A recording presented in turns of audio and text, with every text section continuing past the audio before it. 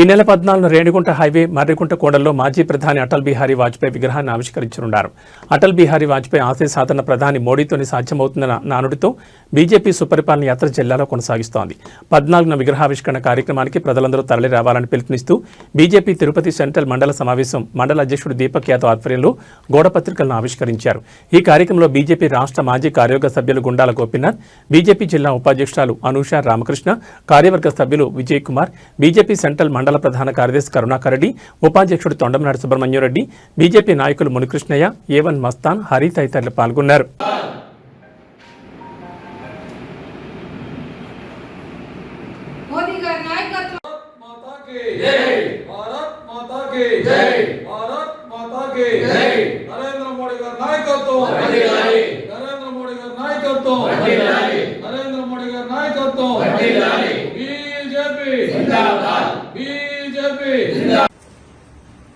Bharatiya Janata party Andhra Pradesh మరియు తిరుపతి జిల్లా సూచనల మేరకు ఈరోజు తిరుపతి సెంట్రల్ మండలం పార్టీ కార్యాలయం నందు సమావేశం జరిగినది. దీనికి ముఖ్య కారణం ఏమనగా ఆంధ్రప్రదేశ్ భారతీయ జనతా పార్టీ మోడీ అటల్జీ మరియు మోడీ సుపరిపాలన యాత్ర బస్సు యాత్ర జరుగుతున్నది.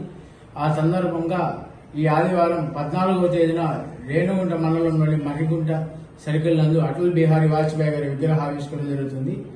కావున భారతీయ జనతా పార్టీ నాయకులు, అభిమానులు, మోడీ అభిమానులు, అటల్ బిహారీ వాజ్పేయి గారి అభిమానులు తప్పనిసరిగా ఈ సమావేశానికి ఇచ్చేసి విజయవంతం చేయవలసిందిగా కోరుతున్నాం.